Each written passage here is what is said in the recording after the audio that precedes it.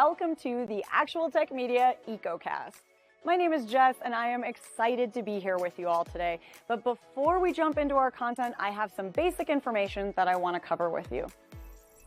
All right, let's kick off our day here today by taking a quick tour of your audience console. And we're going to start with the questions window. So if you haven't already said hi, there is a whole audience of cool humans out there, so reach out and give a wave to the other members of the Actual Tech Media community. Now, keep in mind that if you do have any technical issues today, a browser refresh is going to fix just about anything. But if those tech gremlins are clinging on today, no problem. Just throw a comment in the question section and our crew will be there to help. We also want this to be an informative webinar for you, so throughout today's EcoCast, we hope you'll get engaged and ask all your burning questions.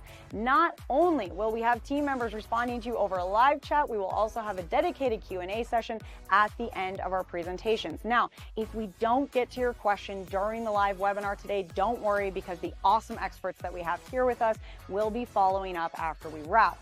All right, next up, there's going to be lots of cool aha moments on the EcoCast today, and if you want to share those with your community, we've made it nice and easy for you. You can use the Twitter button right there on your audience console, and the hashtag for today's EcoCast will be automatically added to your post.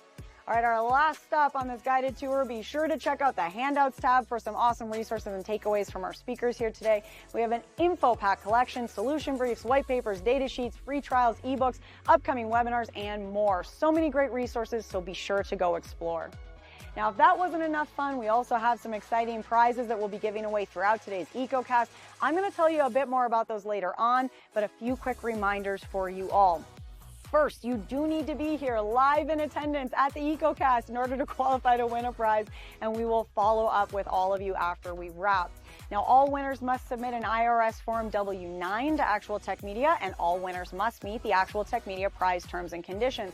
Now, if you don't know what those full T's and C's are, that's fine. We've got the full thing for you. Just head on over to that handouts tab, click in, scroll down to the bottom, and you'll find them waiting for you there. Now, the absolute most important thing to remember is that we love getting all your insightful questions during these live webinars. In fact, we love it so much that we actually have a special additional prize for all you inquisitive folks out there. So in today's EcoCast, we will be giving away a prize for the best question asked in each of our live sessions. Now, the expert speakers and teams will review all questions asked after we wrap the webinar, which means that even if your question does not get read out in a live session, there is still a chance to win.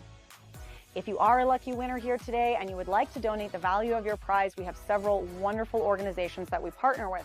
So let us know when we follow up about your big win, and we'll get that rolling for you. Again, we are so happy to have you all here with us live at the EcoCast today, and we want to keep that good feeling going, so let's connect on social media. Reach out and connect with Actual Tech Media on Twitter and on LinkedIn. We have lots of great content, and we always want to hear from you. Now, if you're looking for more awesome content and resources right after we wrap the EcoCast today, be sure to subscribe to the Actual Tech Media channel on YouTube. Another fun way to win a prize and, hey, grow this awesome community is to refer an industry friend or a coworker to the Actual Tech Media webinar series. Now, you'll find a link to do that right in your handouts tab, and you will also be automatically redirected at the end of the webinar. And both you and your coworker or friend could win a prize, and we hold those drawings every month. So be sure to refer a friend because, hey, it could quite literally be a win-win situation. Next, we have a cool opportunity for all the decision makers out there to get connected with new and emerging tech and innovative vendors. Here's how it works. All you need to do is click on the link in your handouts tab, fill out a quick application, and the Actual Tech crew will then match you with some vendors that we think you should probably be chatting with based on your needs. There will also be fun opportunities that you get to choose to join in, like surveys, test runs, new solutions, extended demos, and so on. You'll get some chances to win extra prizes, you'll chat with great people, and you'll learn about the hottest new trends in tech. So be sure to apply, or hey, send that link to a decision maker on your team. Now, I want to take a quick minute here to remind you all about one of my favorite resources, and that is ransomware.org. You can find out everything you need to know about ransomware, how to prepare, prevent, and recover. This site is jam-packed with information, helpful tips, checklists, strategic approaches, case studies, everything you need in one place. So wherever you are in your ransomware preparedness journey, there is something for you at ransomware.org. Go check it out and start exploring.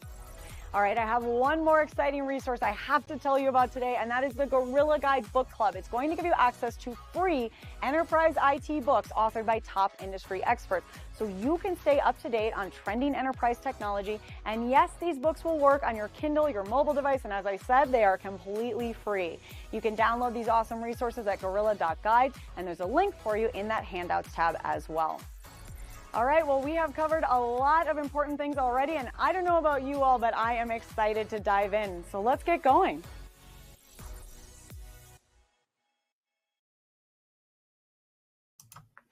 Thank you so much for that wonderful overview, Jess. Hi, everyone, and welcome to the Actual Tech Media Ransomware.org EcoCast. Today's topic is maintaining compliance, how security programs need to evolve. And evolving is definitely what security programs need to do in this kind of frightening new environment. I want to start by saying a big thank you for joining us today. On this EcoCast, we've got several of the leading vendors in this space, including Nasuni and Palo Alto Networks. I am Keith Ward with Actual Tech Media, and I'm thrilled to be your moderator for this webinar. Now, the other members of what we call our mod squad are Jess Steinbach, who you've already met, and Scott Becker. And if you're still doing your Christmas shopping, we might be able to help today because we're giving away three $300 Amazon gift cards during the event. And speaking of Christmas, I got a little question for you on which we want your feedback. Use the questions box to tell us today, what is your favorite Christmas movie? Now, this question was prompted by our magnificent coordinator, Josh, today. So, Josh, mine is and will always be It's a Wonderful Life. I never miss it. And I'll even admit that, yes, even though I've seen it dozens of times, I still get choked up at the end. I'm man enough to admit that. So, what is your favorite Christmas movie? Let us know, and let's have some fun with this, everyone. All right, I'm seeing Elf. It's a Wonderful Life. Way to go, Mark. Okay, and keep letting us know. Let's see, and let's move along. Okay, because we are ready for our keynote today for the event. And we are going to kick this off with a presentation by Larry Seltzer, someone I have known for a long time. Now, Larry is an author, security consultant. He is a holder of a CISSP certification. He's also a developer. So yeah, he's got a lot of knowledge and experience in this space. He's going to be talking to us about what's coming in terms of compliance and how you are going to need to change. Larry, we are ready to get rolling on this EcoCast, so take it away. Hi, I'm Larry Seltzer, and the short answer on how your security programs need to evolve is that they need to adhere as much as possible to the various best practices that security people are always pushing. Things like updating software, always authenticate, boring things like that. But there's another important sense of compliance regulation, the recognition that we're talking about laws. And so you need to have a clear understanding of what the laws are that apply to you and what your actual requirements are to comply with them. So in this sense, compliance isn't really a security issue at all, any more than making sure to post the notice about employee rights in the break room. It's just a legal obligation, if a big one. And very often, IT compliance rules can be about business ethics, contractual standards, things like that, and they can end up in criminal penalties. And so these aspects of the compliance are mandatory, and a legally adequate compliance program satisfies your legal obligations. A good compliance program is one that's ready for future threats and uses these obligations as another justification over and above normal IT priorities to embed security best practices in the company culture. So this best practices, examples of the link between compliance and best practices show up in the world all the time. This is a recent example from October when the FBI the CISA, which is the Cybersecurity and Infrastructure Security Agency, the NSA, and the EPA, yes, the Environmental Protection Agency, and the Israel National Cyber Directorate jointly issued an advisory warning of malicious hacking by an Iran-linked hacking group against what we've come to call critical infrastructure, a kind of brand of Israeli programmable logic controllers. They're used in energy, food, beverage manufacturing, and so there was an attack against them. The specific attack, which has been reported, was reported in the news a week earlier, was against the Municipal Water Authority of Alquipa, Pennsylvania, which is a 9,000 person city of about 25 miles northwest of Pittsburgh. And this defacement here is what you actually see, yeah, in the from when the attack happens. So the there's no indication in the advisory that anything happens other than the defacement, and it's not necessarily true that the attackers could cause more serious damage, but you really have to assume the worst. And so mitigations. Here's where we get really onto the subject of the presentation. This image is also from the CISA advisory, and what it says you should do are classic examples of security best practices that are included in many compliance regimes to one degree or another. It turned out that Unitronics PLCs had a default password for administration, and some customers, the Alquipa Water Authority among them, left the default in place. Obviously, they didn't implement multi-factor authentication. There's absolutely no good excuse for the water authority here. These are basic security 101 things now. But obviously there was something even more wrong in this case, and biggie being that the PLCs were accessible from the internet, which is really irresponsible beyond belief. So, and there's other things, interesting things in the advisory about like recommendations for vendors. So, the advice for manufacturers, there's obviously devices, should be more secure than this, and it's easy for me to cast stones here, not being the one responsible for keeping business running. But if when something actually goes wrong, or if a regulator decides that they just can't let you get away with this, you have yourself at least partly to blame. Now, let's see here. So which best practices should you follow? I'm going to have to go through this quickly.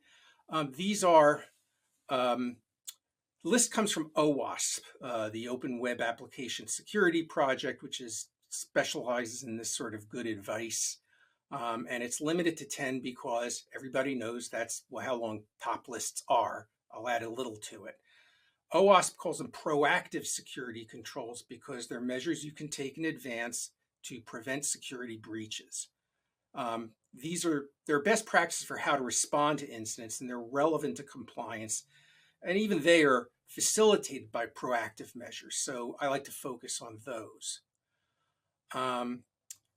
So define security requirements. It means you have to have a plan in advance to know what you're doing.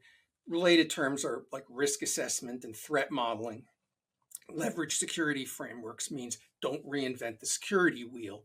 Many have made the mistake of trying to roll their own security code, and they almost invariably do a bad job. Use the proven or at least widely respected libraries and tools available from actual experts who know these things. Secure database access is self-explanatory. Some of these actually get to be, are a little technical. Implement digital identity refers to you need a unique representation of any user, and often of programs that run in a user context. So because a lot of security, a lot of important security that's required depends on a good identity system, which you also might know as IAM or identity and authentication and authorization management. And the, handle errors. These are all important things. There are others, like I mentioned before, updating software, physical security. I would say something about testing. You don't know if something works if you don't test it.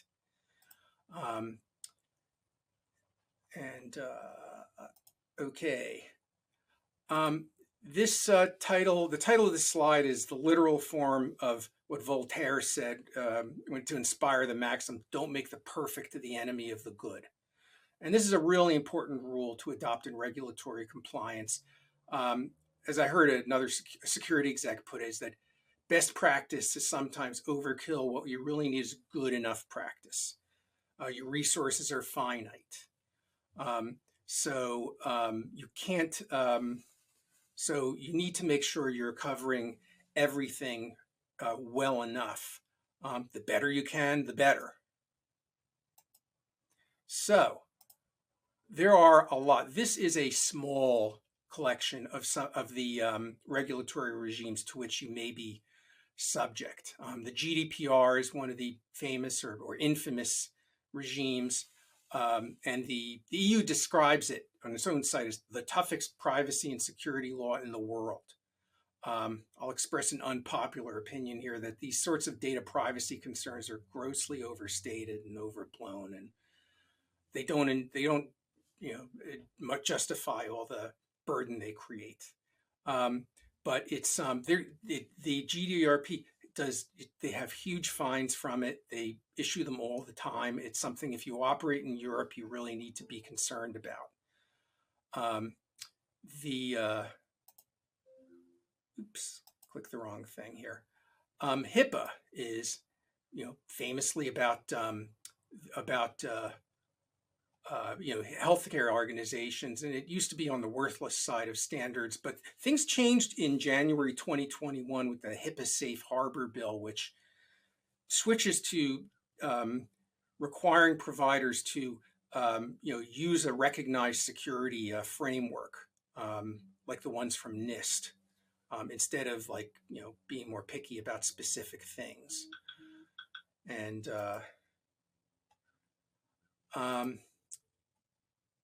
so I'm going to skip ahead here. The government's, the regulatory compliance has long involved some level of actual liability, including criminal liability, going back to Sarbanes-Oxley in 2002. This year, there was a case where the SEC is actually charging a CISO. And it's complicated why, but basically you really need to, it's not just a matter of your company getting in trouble.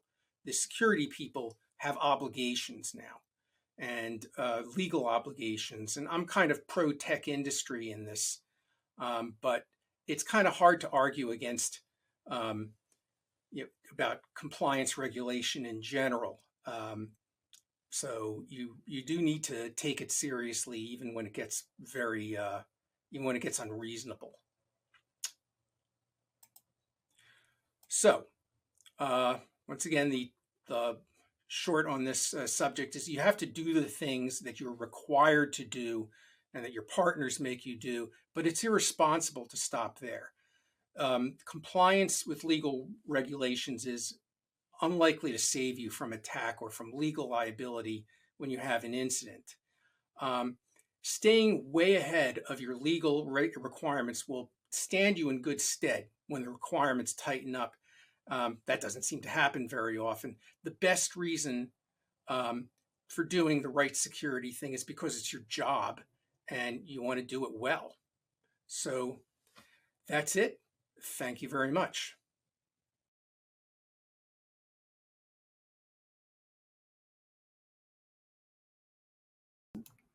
All right. And thank you, Larry. Great keynote as always. We got a poll question up that you can answer. What's your time frame for adding new or updating existing IT solutions? at your company. And along with that, I wanted some more feedback from everyone. And this relates to a comment that Bill made about his favorite Christmas movie. He said Die Hard was his favorite Christmas movie. Folks, you know, I cannot let that pass here today. I said that Die Hard is not a Christmas movie. You know, just because you put Christmas lights in a lobby doesn't make it a Christmas movie, and you have a couple of Christmas songs in there. So what is everybody's idea of that? So let us know about your time frame for adding new solutions, and let us know if Die Hard is actually a Christmas movie or not. I say nay. What do the rest of you say? Let's get this going, and we can blame Bill for opening this can of worms. Okay. So anyway, why don't we move on? Let's look at a couple of the results here of your preparedness for updating. About 33% are not sure. We've got some other numbers there. I am thinking, though, I'm going to look at some more of these responses to Die Hard. Die Hard is a Hanukkah movie. Nicely said, Michael. Andre says not a Christmas movie. 007 is a Christmas movie. Okay.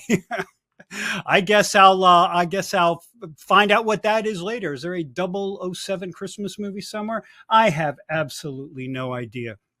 All right. So why don't we get rolling now? Enough silliness from yours truly on this. What I need to do at this point is introduce our first session of the day. And this one comes from Nasuni. Presenting for Nasuni is our old friend, Ben Clark, Senior Product Marketing Manager. Ben, welcome and thanks for being here today. How are you doing? All right, I'm doing well. Thank you for having me. So first question, is Die Hard a Christmas movie or not, Ben? I don't think so. All right. Yes. Ben knows the score. Ben knows the score. All right. Thank you, Ben. Agreed 100%. Okay. So now that you have done your duty and answered my little question, I'm going to turn the mic over to you. Take it away. Awesome. Well, thank you everyone for having me. And today we're going to talk a little bit about who Nasuni is, what Nasuni is, what we do to secure the data our customers keep on Nasuni, some things to consider when we're looking at compliance with ransomware, some ways that we help our customers be on top of some of those compliance requirements and how to avoid getting in trouble there. So for those that are not familiar with Nasuni, I'm going to start there. So Nasuni is a file data platform that these days is falling under the category of hybrid cloud storage, if we want to talk in Gartner terms. Provides all the capabilities in one platform of your file shares, as well as file backup and recovery, your ransomware protection, disaster recovery, and multi-site file synchronization all in one. And we can easily do this in an extremely scalable way because all of the data resides in object storage. So that would be, if you're looking at your major cloud providers, Amazon S3, Azure Blob Storage, or Google Cloud Object Storage. And if you're familiar with what object storage is, it's different than block storage. And it gives us the ability to provide greater durability, the minimum of 3 copies of all the data there, and much more scalability at a much lower cost. And so Nasuni makes object storage great for storing file data, and with the ability to store volumes and files of any size, with the metadata to describe those files, with unlimited immutable versions of your data. And so we use object storage for all of the data, with the gold copy of it consolidated in the cloud in object storage. And one thing I want to point out as well here, you can see at the bottom of that slide, Nasuni's edge instances are the access points to the global file system that is in the cloud. And so these are lightweight VMs that cache copies of the most active data from object storage in on-premise locations or cloud regions so you don't experience latency. And that's important as well for our data protection strategy, because these edge instances are what are sending unlimited snapshots to the cloud at very tight intervals, where they then become immutable objects and are impervious to ransomware. And so because of that, that's how we can, recover super quick. You can see at the top right, 1 million files in a minute. And, we have customers that never want to get rid of snapshots. They have, I think some of our largest customers have around 1 billion snapshots, 1 billion. And it goes back years and years and years. They've never deleted anything since they became a customer. So that's a little bit about Nasuni. And let's jump right into the topic at hand. Some considerations for your data in the case of a ransomware attack with compliance. So number one, a concern a lot of our customers have is reporting. Larry mentioned earlier, I guess go a new number one, knowing what your compliance requirements are from your location, whether you're in the UK or the EU, tend to have stricter requirements. Specifically, we'll talk to customers that are in California that have strict requirements about reporting. But when you're hit by a cybercrime or ransomware, there are laws in place for reporting this attack. And so that's Cyber Incident Reporting for Critical Infrastructure Act, specifically in the US and specific to some industries, require reporting within 72 hours, or this can lead to costly fines, maybe more than the ransom itself. In some countries, states, there is compliance laws around paying the ransom. And so, you want to report that an attack has happened, because in some cases, if you pay certain groups that are almost seen as terrorist groups, cybercrime groups, that if you send a payment to them, you're kind of working with them, and that can lead to fines as well because you paid the ransom. And then finally, testing. So there's some compliance rules that you must regularly test and assess your controls and processes, as well as your cyber resilient measures. And so, I think testing having a plan in place and testing it and making sure your employees that are in control of that plan can do it correctly is always a best practice. But in some areas, it can be a requirement. And so, some of the things we're learning here is that reporting is important. You want to know what happened during an attack. You want to be able to do that easily, know what's affected. If we get into HIPAA, like Larry said, you want to know what information was affected from that attack. And then payments can lead to fines as well. So you don't want to pay. So number one, let's just not get hit by ransomware. Unfortunately, 95% of successful attacks are caused by human error, the weakest link in the security chain. And so no matter how many tools you have in place, how many systems in place, it's still going to happen. You can click on a bad email, a bad link sent to you, and ransomware can get in. So, it's safe to assume ransomware will happen. The next slide here. To avoid some of this human error, it's always great to implement a zero trust approach across your whole organization. At the very simplest explanation, with zero trust, no actor can be trusted until they're verified. Nobody, no exceptions there. It's a framework for security that ensures everyone and all devices are who and what they say they are. So that's a great way to avoid some of the human error. But let's, once again, ransomware attacks happen. It's very prevalent.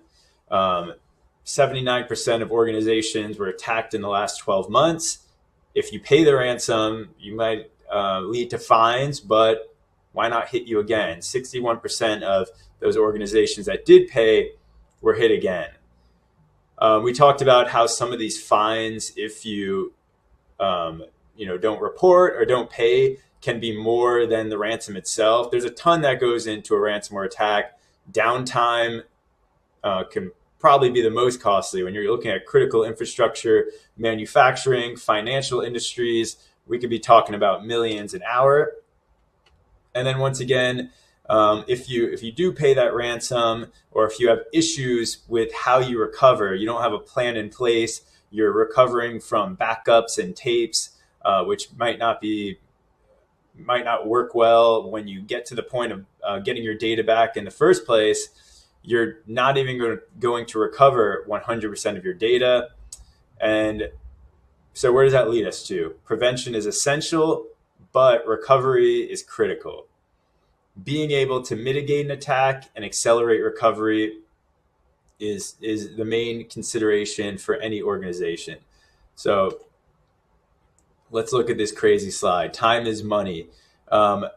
When a ransomware attack happens, the more time that elapses, the more costs add up, and the more impact to your organization. So as time elapses, more files and users are affected. The blast radius is spreading super quickly throughout your organization. I think I saw, I'm trying to remember, Lockbit ransomware, which is actually pretty prevalent, was one of the fastest ransomware variants in a study. And I think it was the fastest to encrypt 100,000 files, and Lockbit was around 5 minutes. So the more time that elapses, the blast radius is going to get bigger.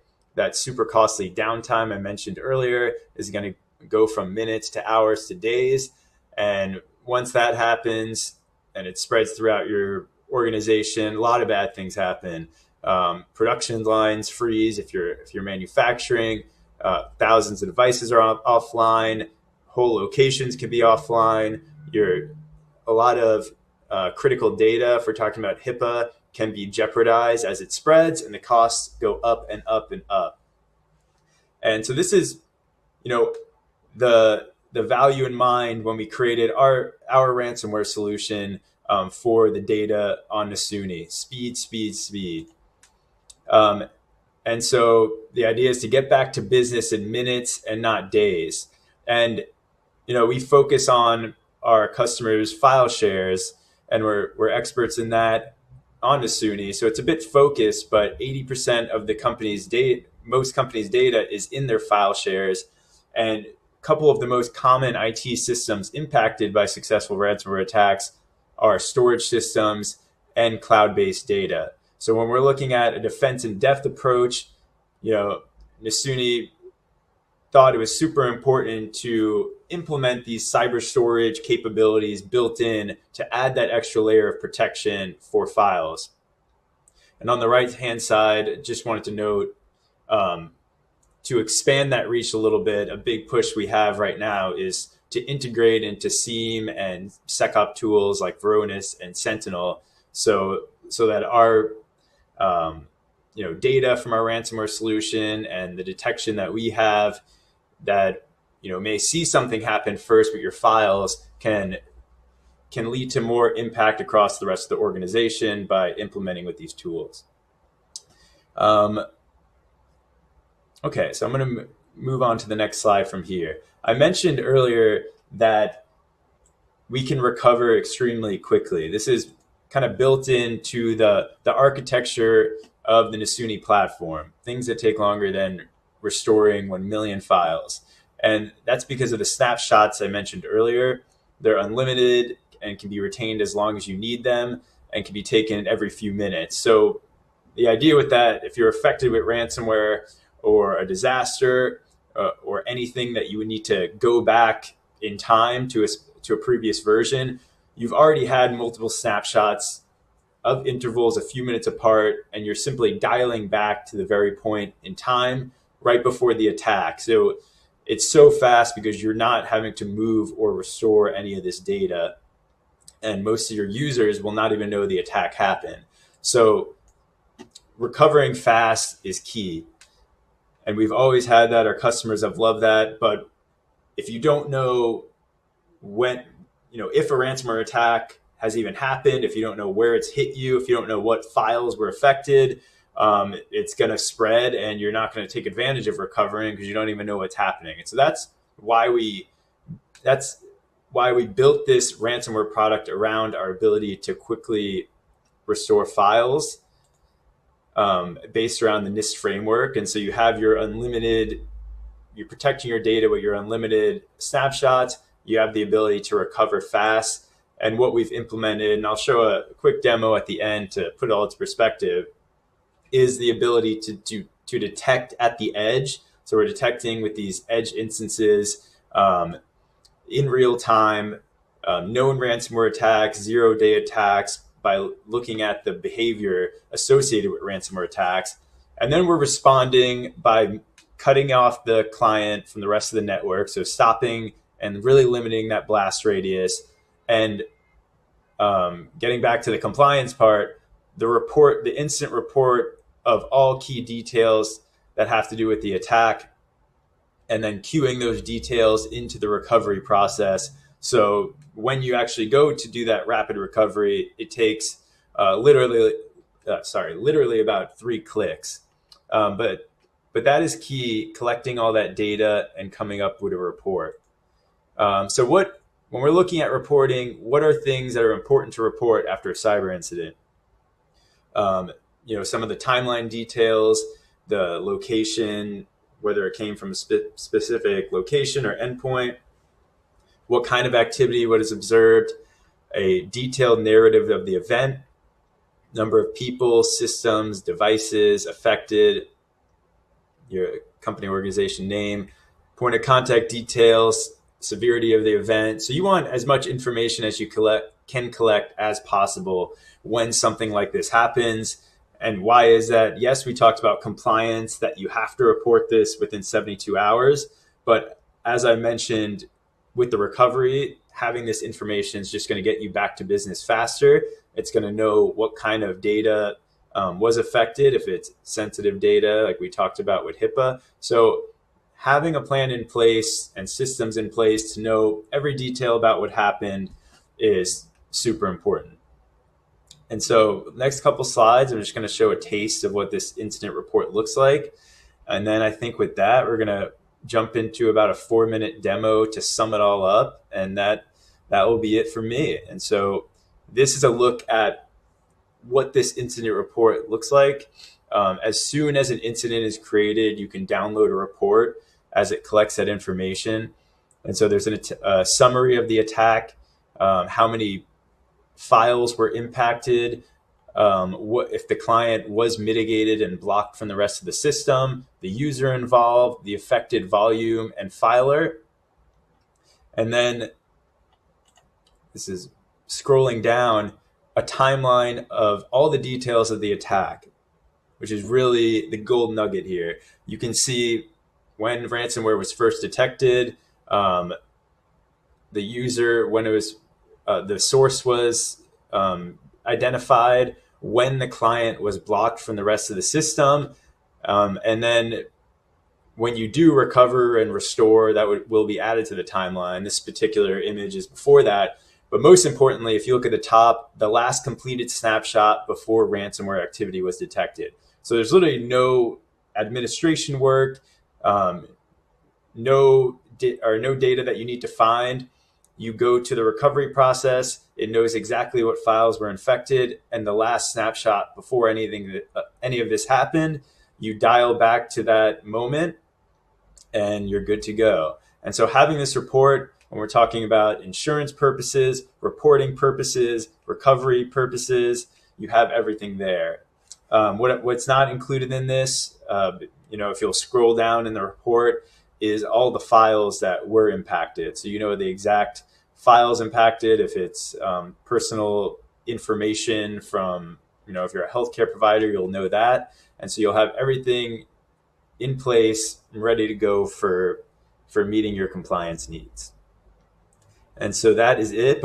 Before we get to the Q&A, like I said, we'll play a 4-minute demo to get this all into perspective.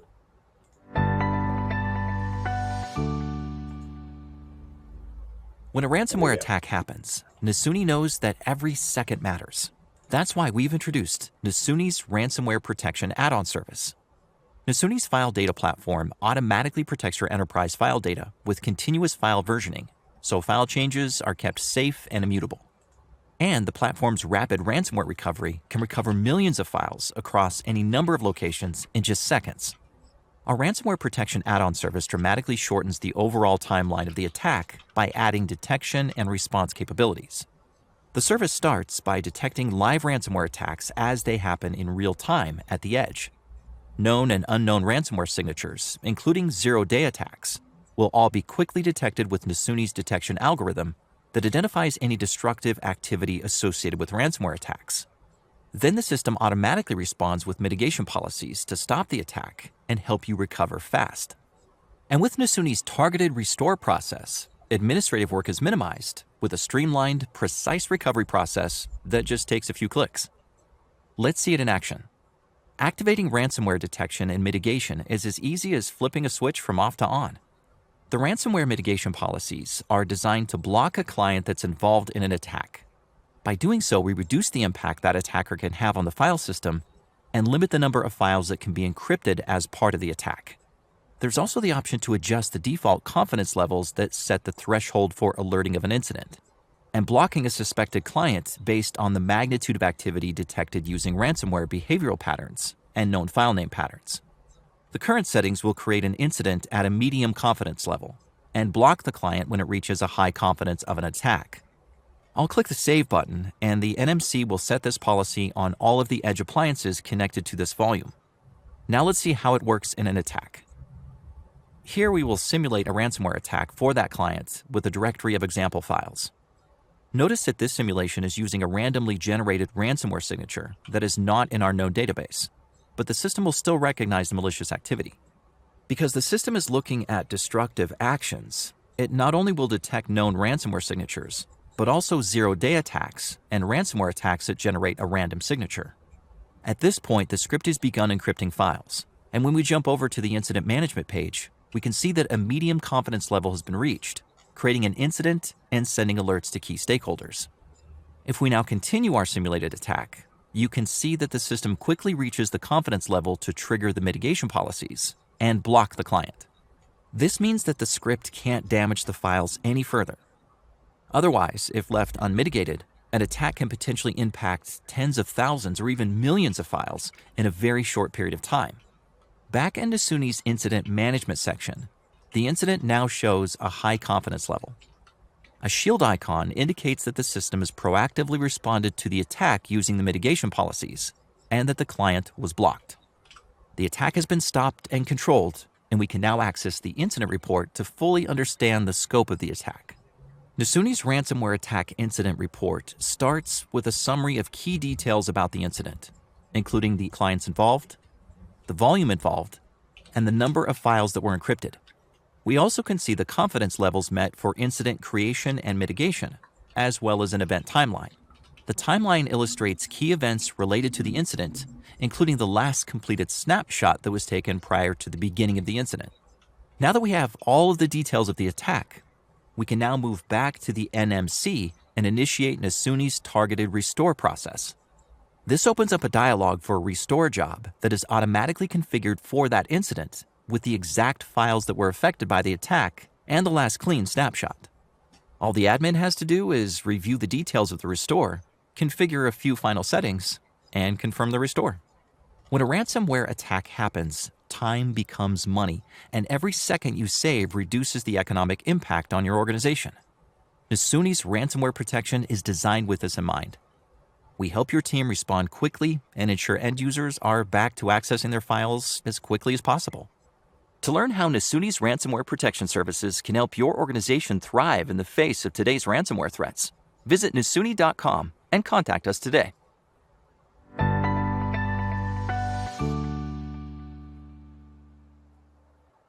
All right, and with that, I think I'm good to go for Q&A. Do we have any more time, or should I answer over text?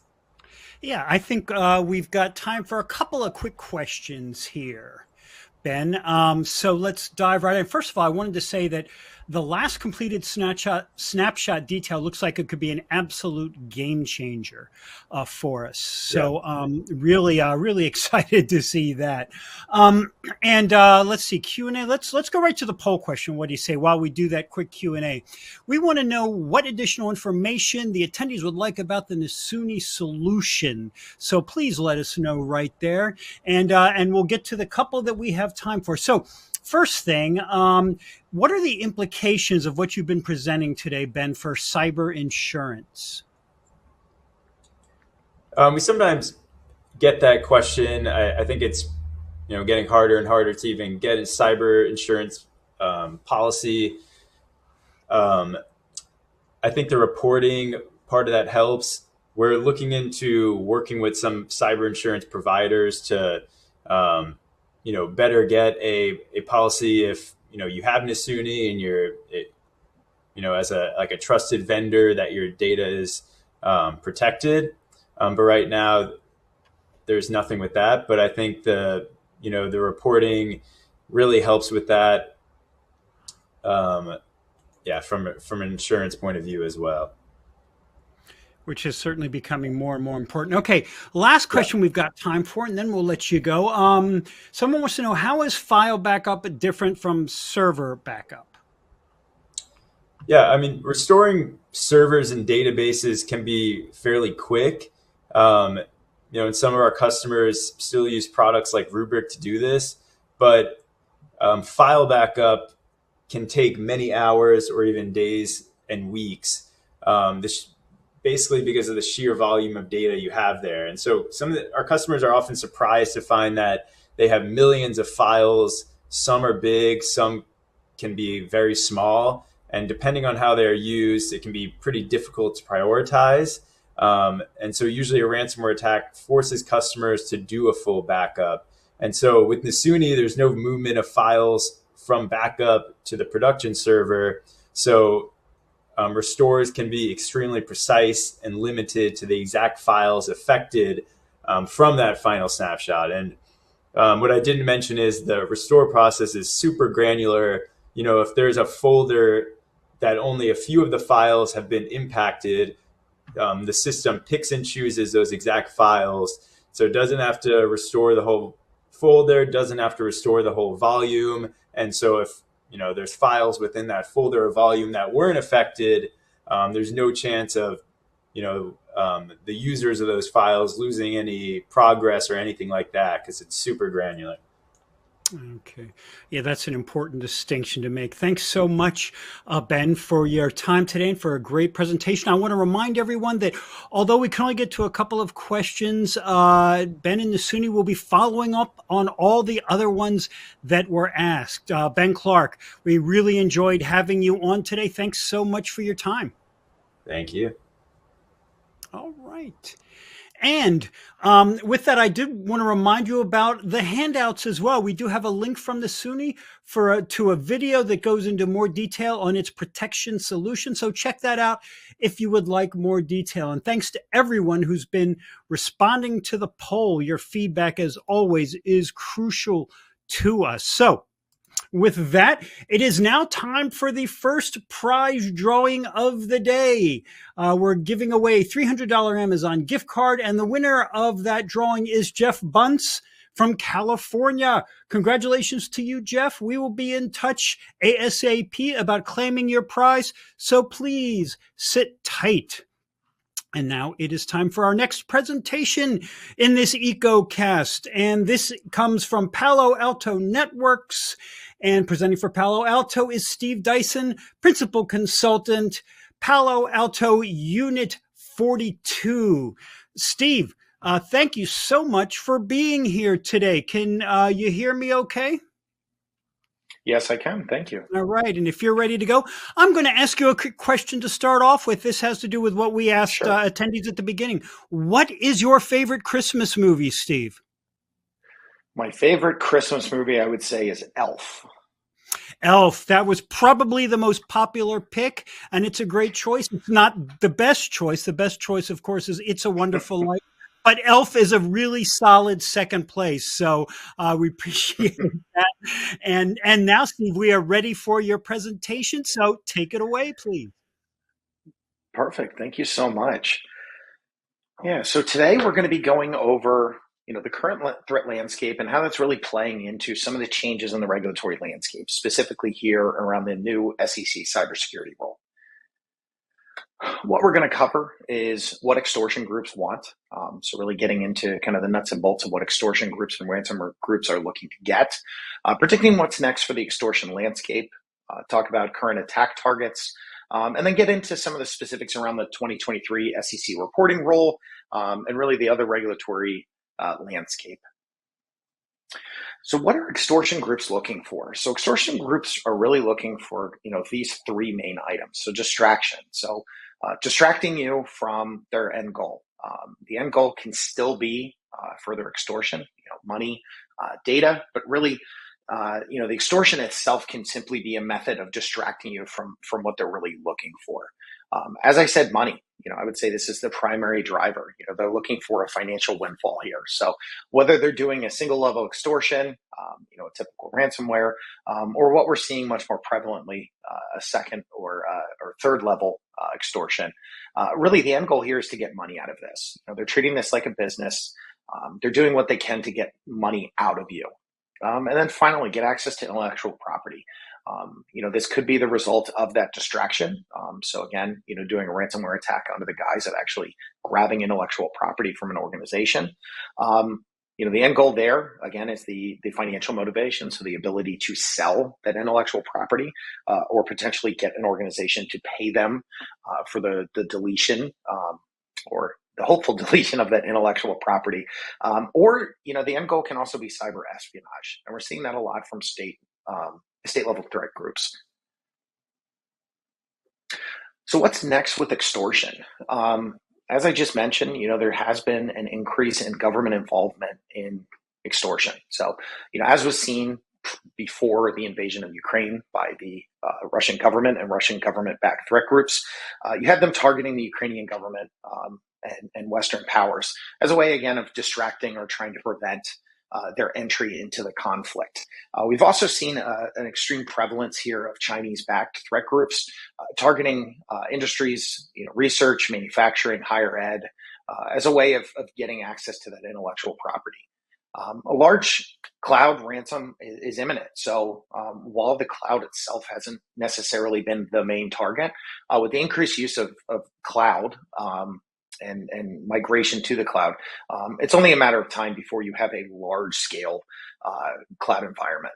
A couple of the other ones here, threat actors are evolving. So they're doing what they can to use new technology, new techniques, circumvent current security controls. Interestingly, on that note was, I don't know if you saw, but there was a threat group that actually reported to the SEC. This was about 2 weeks ago, that they were successful in a ransomware attack against an organization, and the organization failed to report this. So again, they're using what they can to either bring attention or raise the level of urgency when it comes to the extortion. Threat actors are kind of moving away from the typical ransomware. So either moving to straight extortion or using more of a wiper-based attack versus true ransomware. Insider threats are still a leading cause and a leading contributor into these extortions.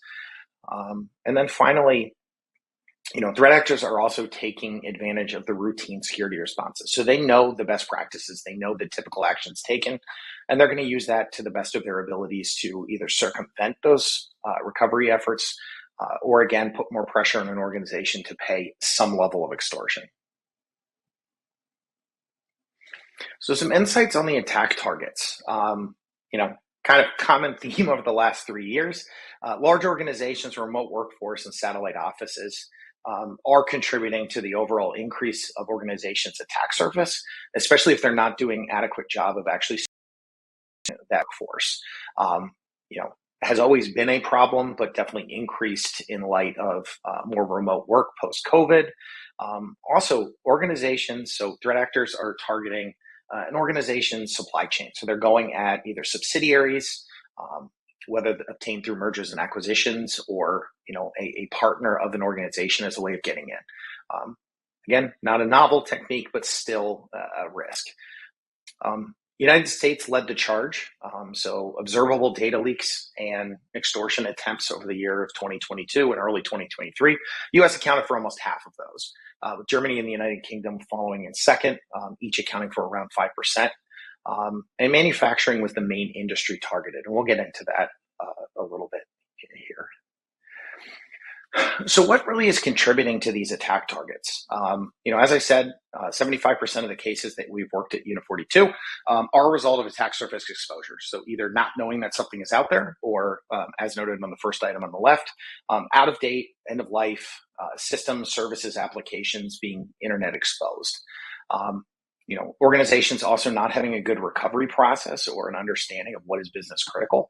One can impact the regulatory standpoint of what needs to be reported, but it also affects the ability to be resilient in light of cyber attacks. So if you don't know what you have and you don't know where it is, you don't actually know what the threat actor has, and you don't know, again, how you're going to be able to be resilient as a business and move into like disaster recovery mode. So as I mentioned on the attack targets by industry, so manufacturing, professional, and legal services really lead the charge. What's interesting about this graph, and again, highly relevant when we're talking about regulation, are the top industries here are usually less regulated than those at the bottom. So you see, financial services, state government, healthcare, education, even technology, usually a lot more regulated, a lot more requirements around securing of their data and their systems. Also, the upper level ones are typically going to be part of the supply chain for those lower level items. So while, again, the legal and professional services might be more targeted, the end goal there might actually be getting into an industry in one of the lower ones. So really, what does this mean? So one, the SEC has changed the rules. There is a question in there around the SEC rule applying only to publicly traded companies. Yes, this is not all companies needing to comply with the SEC rule. It is a subset of organizations that need to be publicly traded and publicly traded within the United States to fall under SEC jurisdiction. But again, this is really setting the charge for either changes to other regulations and really in alignment to kind of the global view of security and privacy disclosures. So just to note here, everything that we're discussing here should not be considered legal advice. Please contact your own attorneys to discuss how your own organization is going to be handling this and any specifics. So why is this being adopted? So the SEC observed that cyber risk have increased alongside with the digitization of registrants operations and the growth of remote work. The ability of criminals to monetize cybersecurity incidents. So really what they're getting at here is there's an increase in cyber risk. So as we noted with extortion, ransomware, the landscape is only getting worse. And as a byproduct of that, there's much more impact on the regulatory standpoint. So organizations are suffering more impact than they were 20 years ago. As a byproduct of that, in light of the SEC is materiality. So how is that cyber incident going to be impacting the organization's bottom line? And how is that then going to subsequently impact the stock price? That's really what the vision here is. So, regulators have seen a number of high visibility incidents. Think back to the end of the summer with the two casinos or casino groups in Las Vegas. The number of 0 days that you've seen released over the last 2 years, including SolarWinds, MoveIt. Just the risk is only increasing. So what are regulators doing about this? So that what they're doing is they're requiring cyber incident reporting. They're requiring some level of cyber risk management and then a level of cybersecurity governance. But what does this actually mean for your organization? So one, the SEC reporting requirement actually goes live next week on the 18th. But the end goal of what that actually is going to look like is still moving. So what is the reporting going to look like? There has been some level of 8K reporting, so reporting to the SEC around material cyber events, since this rule was adopted. But what that end goal is actually going to look like is a bit dynamic, especially in light of the SEC bringing a legal case, so a criminal case against the CISO of SolarWinds. So what are the different focus areas? As we mentioned, you can kind of split these into two parts. So really the reporting side. So in the United States, there are a number of existing regulations that have required this. And also to note, the SEC already had requirements around disclosures here. Really the main change here is on the back end, what an organization needs to do to prepare to manage the risks, and also the timeline for reporting. So while going from typically either quarterly reporting or 30-day reporting down to 4 days once an organization determines materiality. There's also a number of international regulations that also still require very similar. So again, if you're a business that operates internationally, this doesn't excuse you or it doesn't change your reporting for other regulations.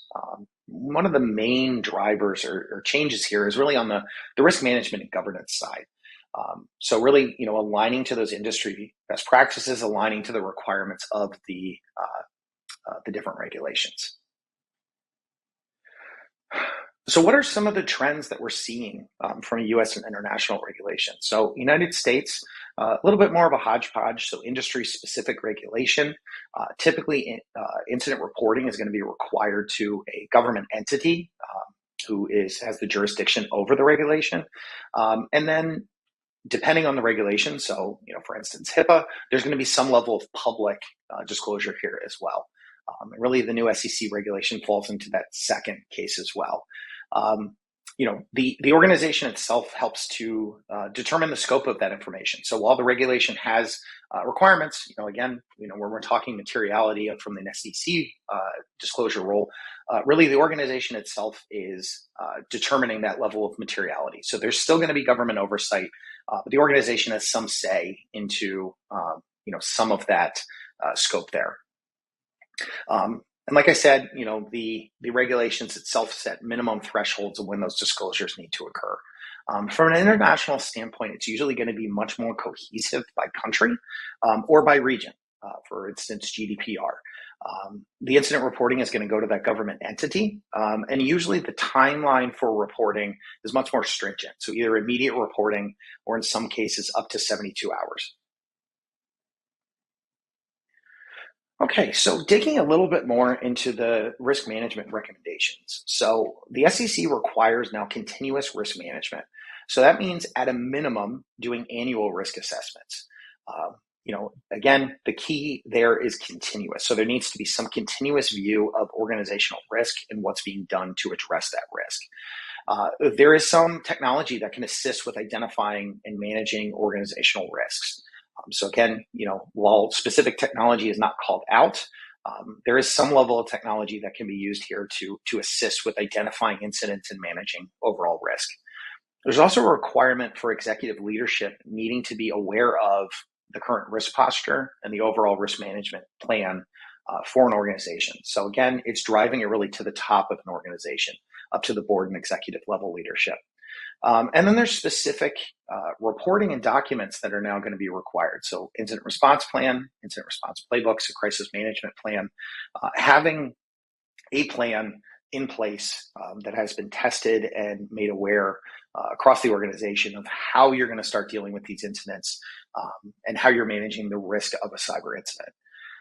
Examples of some services that tie into this specific topic of risk management, cyber risk assessments, penetration testing, compromise assessments, and then attack surface assessments. Each one of these is going to help the organization either self-identify or work with a partner to identify risks. So whether that's risks from external or internal, or a full stack view combined across both. Governance. So this is really where some of the kind of the newer stuff is in. So, again, if we're talking about financial services here, NYDFS already has some level of governance that's required by its own cybersecurity role. And many other regulations have some form of governance requirements as well. Really, what the SEC is requiring here is implementing a process for the board of directors to provide oversight of those cyber risks. So having them have a say in risk management posture, again, informing them of what you're doing from a risk perspective, they can no longer plead ignorance or, say it's not part of their role. They're now required to be part of that discussion and understand what an organization is doing. They need to be briefed. So again, part of that continuous management of risk. They also need to be trained. So that could be doing stuff like tabletop exercises or quarterly or monthly reportings up to the board. Management needs to have a role. So it needs to be documented what their role is for cyber risk and threat management. And then they also need to have implemented a governance program around the investment that an organization has in cybersecurity. So how is that organization actually managing cybersecurity from a people, process, technology perspective, and making sure that they're actually putting finances behind that to, again, manage the overall risk and threat to the organization. Again, some applicable services here. So tabletop exercises, really what the recommendation for a tabletop would be both a technical team, so the true incident response team, but then also doing something with the board. So either a standalone engagement with the board itself or including them in the overall technical tabletop, just to make sure that they're aware of the abilities of the organization and what's being done from an incident response perspective. If an organization doesn't already have a CISO, acquiring a virtual CISO or hiring a CISO, again, to make sure that there's some management of overall cybersecurity risk. Strategic advisory services, so working with partners or legal teams to, again, make sure that the governance structure is being aligned to. And then finally, making sure that there's some structure around executive and board of directors briefings. So making sure that the board, there's a plan there. They're getting the information that they are now required to have. So like I said, this really plays into, what you're typically speaking of when you come to people, process, and technology. So on the people side, making sure that you have defined roles and responsibilities. And this is really from the top to the bottom. So from the board to the lowest analyst. Making sure that they have experience. So experience requisite to deal with the risk and threats facing the organization. There's a training program. There's a program to make sure that they're up-leveling themselves, and the program is up-leveling to be able to compare to how the threats are also up-leveling. And then, like I said, training. So making sure that you're doing more than just, that annual security training, making sure that the board especially is aware of the threats, aware of the risks facing the organization, has an understanding of what that impact would be to the organization if those risks are realized. From a process point of view, making sure that there's a risk management plan, making sure that there's an incident response plan, then making sure there's a structure around how those risks are being reported, documented, and tracked over time. And then finally, on the technology side, making sure that there's system level criticality determination. So what systems are most critical to the business, what data is most critical to the business, and making sure that that's documented. That's going to help drive the materiality decision. And I'll also note here, materiality is typically not going to be the sole purview of the security team. This is really a business and legal decision around what are the things that are going to impact the bottom line of the business. So what's going to impact us in a way where our stock price might be affected, typically negatively here, but how is our stock price going to go down based on this incident? So what's going to impact the overall operations of the business itself? Making sure that there's logging and monitoring in place. So it's making sure that you have endpoint protection systems, firewalls, edge security systems where appropriate, IDS, IPS, DLP. Again, visibility into all parts of the network and the enterprise to make sure that you can determine an incident or event quickly, and then take appropriate actions to try to lessen the impact. And then from a logging and monitoring perspective, making sure you can see the entire network and enterprise to be able to identify risks and also deal with those risks. But importantly, all of these regulations, again, kind of the common theme across all of them is this is more than just technology. So this is not a technology question. It really is a question across people, process, and technology with a real focus here around governance. So while most rules, so most regulations do have some level of technology requirement. So again, pen testing here, specifically logging and monitoring, when we're talking about HIPAA, PCI, specific firewalls in place, again, none of them are a technology question. So they never tell you a specific technology to implement, more around what's being safeguarded and a method of safeguarding it. So, technology alone can't ensure compliance here. So make sure that, you're going across all levels of people, process, and technology. And that's it. So thank you all for spending a little bit of time with me here. All right.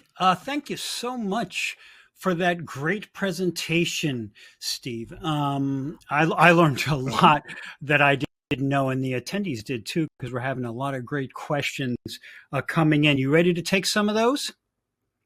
Sure. All right. I think one of the most important things you said was right at the end there, where it ultimately comes down to people and not technology. And that is just true in pretty much every case, isn't it?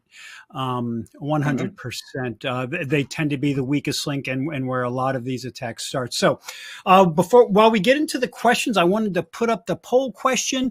Let us know what additional information you would like to see about the Palo Alto Network solution. Let us know while we're going through this Q&A, please. We always appreciate your feedback on that. All right, so some questions for you, Steve. So Andre wants to know, does the SEC rule only apply to publicly traded companies? Yeah, so we answered this during, and I can actually answer Did you? Paul. Okay, I was trying to remember that. At the same time. Yeah, no worries. But just to answer both of the questions in the queue, yes, it only applies to publicly traded companies. So really what you can think about this here is any organization that falls under the jurisdiction of the SEC is now needing to comply with this. So we're talking publicly traded companies and publicly traded companies in the United States. With Paul's question, doesn't matter where that organization is located, as long as they fall under SEC jurisdiction here, they have to comply. So again, similar to GDPR, where that organization is located is immaterial. It comes down to SEC jurisdiction and then, them being publicly traded within the United States. Okay, and Paul's question for those who don't know was about private foreign issuers, if the regulations were different. So appreciate you getting to Paul's question there. And we have time, it looks like, for a couple of more today, Steve. So here's a really interesting one. Is the ransomware and extortion threat landscape likely to get better or worse over the next year? And related to that, what role is AI playing in that landscape? Yeah, so definitely trends are pointing to worse. I would say, even if just looking at the news, again, I brought up the large scale ransomware attacks against the two casino groups out in Las Vegas. There really is no kind of end in sight of ransomware and extortion kind of going by the wayside. I would say there has been some strategic initiatives taken by global law enforcement to target some of these organizations. There's been a number of large threat groups and specifically ransomware groups that have been targeted, kind of throughout the year, and their networks have been taken down. But it's making threat actors money, so they're going to keep doing it. Like I said, I think the one trend that I could see over the next year plus, probably going into more like 2 years, would be moving away from traditional ransomware to more of a wiper solution as a way of removing the data as opposed to just encrypting it, similar to what we saw with the kind of pre-invasion of Ukraine. Mm-hmm.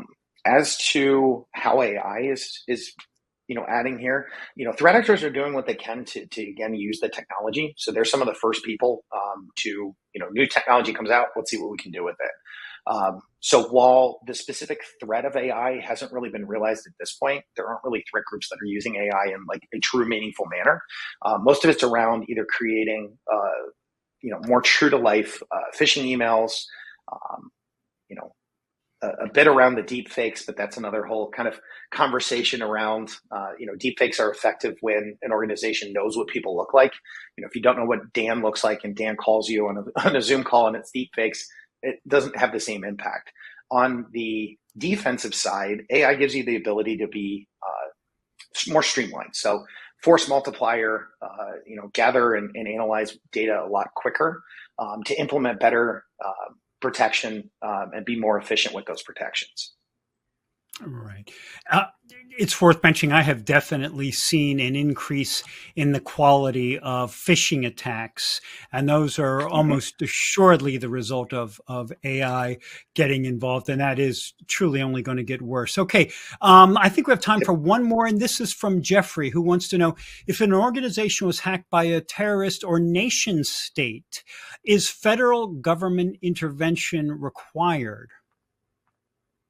So in the United States, there is no requirement to get any level of federal assistance from a law enforcement perspective. There is not a prerogative there. I would say it's typically a best practice.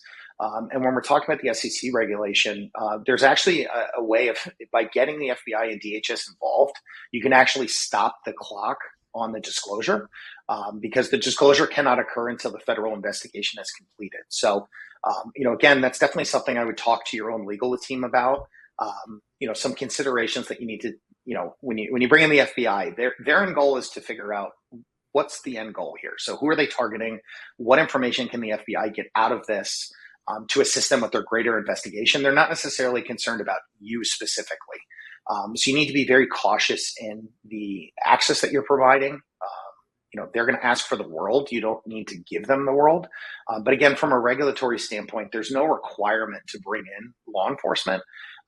It's mostly up to you. When we're talking about a terrorist organization, I would say attribution of the group, isn't always the easiest. So there's not really going to be a firm way of necessarily figuring that out before getting either an incident response specific provider or the FBI involved. But again, if we're talking about, jurisdiction and requirements, I would say it would be a best practice to get them involved. But there is no regulation that specifically requires their involvement. Right. And we should emphasize again, you're speaking of the United States, not other countries, yes, which may have their own specific requirements. So obviously you need to check those for your own country if you are outside of 100%. The US. Yeah, absolutely. Yep. All right. This has been so much fun, Steve. Last thing for you today is, if someone wants to take the next step with you, with Palo Alto Networks, what should they do right after this event is over? I would say the best thing to do would be to go to the Unit 42 website and, see some of the services that we provide, see the threat intel. So all of our threat intel is free. Take a look at our threat group tracking, sign up for our blog. That's going to be really the easiest way to get some good information for free, and also see, potentially what we could do to assist you in the future. All right. Excellent stuff, Steve. So thank you so much for your presentation, for your insights in the Q&A. It was a delight to have you on today. Thank you so much. Have a great rest of your day. You too now. Okay, everyone. While we move along here, I want to remind everyone again about the handouts. We've got a link from Palo Alto for getting started with their cyber risk management services. Check that out before we're done today, which is not going to be that long from now. With that, let's get to our next little bit here, which is something you've all been waiting for. This is the prize drawing. We have two final gift cards to give away, two $300 Amazon gift cards. And the winners, now remember that Jess said at the top that you have to be present for the entire event to be eligible to win the gift cards. And we do have a couple more winners, and they are Joe Stokes from Texas and Joey DiCaccio from Massachusetts. So looks like Joe was the right name to have today. Congratulations to our two Joes. Enjoy your cards, and we will be in touch with you to get those to you. And for those of you watching the event today, were you thinking, or have you had thoughts in the past that, hey, this kind of thing would be great for me and my company to do too? If that is the case, we'd love to hear from you to help you determine which of our hundreds of events, and I literally mean hundreds and hundreds of events each year, would be a good fit for you. Contact us at connect@actual actualtechmedia.com. We can also do special events, webinars that are set up however you would like. So make sure you get hold of us if you're interested in that. Now, you learned a lot about ransomware and compliance and all that today. So we've got another event tomorrow that should interest you as well. And this has to do with selecting the right SaaS backup tool. This event is happening tomorrow, December 14th at noon Eastern, 9 a.m. Pacific, and you can see our sponsors there. There's going to be some great information. Backup is, as you know, crucial when it comes to ransomware and the right kind of backup and immutable backups and all of that stuff. So check out that event tomorrow, and if that looks of interest to you, sign up when we're done here today, which is right now, everyone. On behalf of the Actual Tech Media team, I want to thank our presenters for putting together fantastic overviews of their topic. I love the demos, the Q&A insights. It was just so much fun to be here. I want to thank Nasuni and Palo Alto Networks for making this event possible. And I want to thank all of you attendees for being here, for your feedback, for telling me what your favorite Christmas movies are, and for confirming, I think, for all time that Die Hard is not a Christmas movie. That's my story, and I am sticking with it. This has been a lot of fun for me, and that concludes the event. Have a great rest of your day, and tonight, take my advice and go watch your favorite Christmas movie. Bye, all.